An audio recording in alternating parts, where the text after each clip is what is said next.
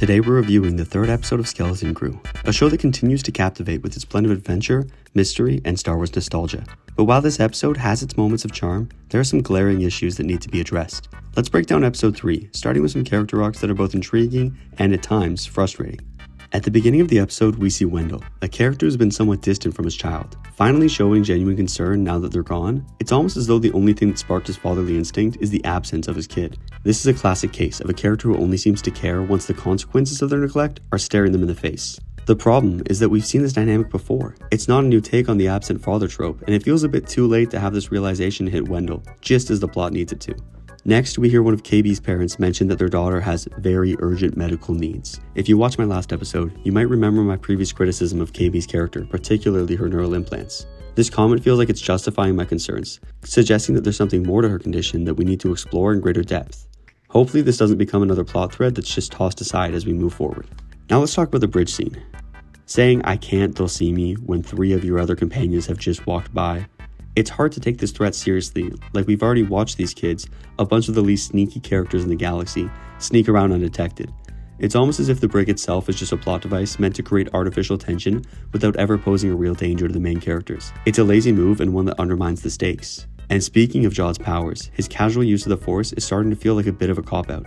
Jedi like Obi-Wan Kenobi or Cal Kestis spent years in hiding, cutting themselves off from the Force to avoid detection. But here, Jod uses his abilities with little care, which kind of diminishes the struggle those other characters faced. There's no sense of the constant threat looming over the Jedi in this era, which makes it harder to take Jod's situation seriously. One of the most frustrating moments comes from when Jod said there's no use escaping my cell because there's no ship available. Now I'm no expert, but you'd think that a Jedi would be resourceful enough to steal or sneak onto a ship, right? This isn't a pirate stronghold, it's a trade port. There are plenty of unsuspecting or even willing third parties who could help him out.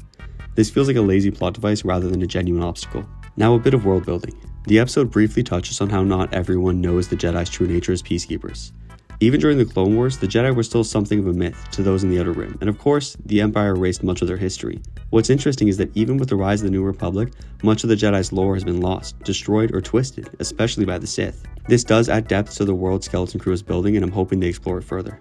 One of the bright spots in this episode has to be the character and set design. From the aliens in the pirate paradise to the old B-1 droids we see in the background, the series does a fantastic job of bringing the Star Wars universe to life. It's a real testament to the magic that made scenes like the Mos Eisley Cantina so memorable in the first movie. The puppetry is especially impressive. Whether it's practical effects or the CGI, the alien characters feel really grounded and real in this episode. That was too easy. It's hard not to roll your eyes.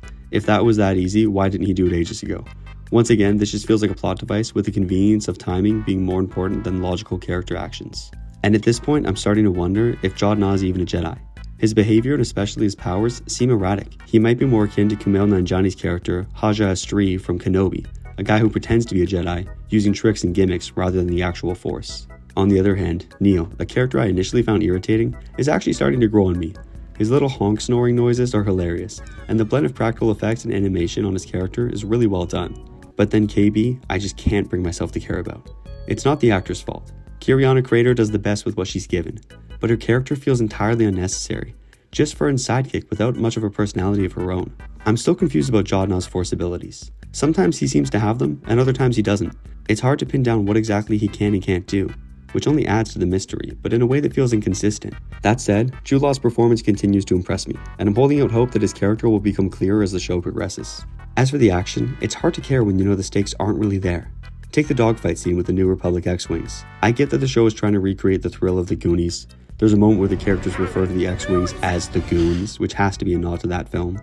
But the lack of clear stakes is distracting. Why are the X-Wings shooting at the kids on the ship when they're trying to rescue kidnapped kids?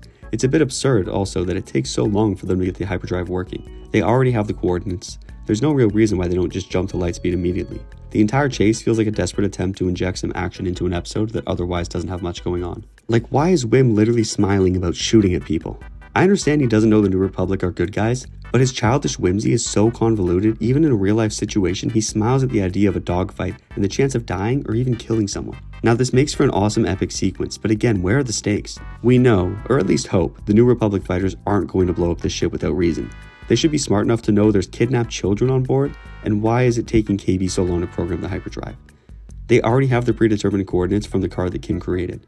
The whole get to the other side of the moon is just a desperate attempt for this episode to have some action so the writers can justify 30 minutes of nothing significant happening. If this were a bit more logical or reasonable, they would have jumped the lightspeed right away or just put in the coordinates they already had and left. Putting a literal child in charge of a starship like this is like when pilots bring a kid to the cockpit of a Boeing 737, but instead of showing him around, they tell him to land the fucking plane. At its core, Skeleton Crew is meant to be a character-driven series, and the focus on these kids and their interactions with the world around them is where it shines. But there's still major issues with the story's pacing and structure. Too many plot points feel like they're moving forward purely because the narrative requires it, not because the characters have earned those breakthroughs. All things considered, Skeleton Crew is trying to find its footing. There are moments of brilliance, like the character and set design, and some characters like Neil are starting to show promise, but the story feels like it's being driven forward by the convenience rather than genuine tension or conflict. I'm cautiously optimistic for the future of the show, but I'm still hopeful that it will eventually pull together. But for now, with Skeleton Crew, we're looking at a series that's just okay. The highlight of the show remains Jod Na, who continues to carry the series, but we need a bit more than that to make this truly shine. Thanks everyone for watching. Let me know your thoughts on episode 3 in the comments below. If you're enjoying the show, or if you're just feeling as conflicted as I am. I'll see you guys in the next one.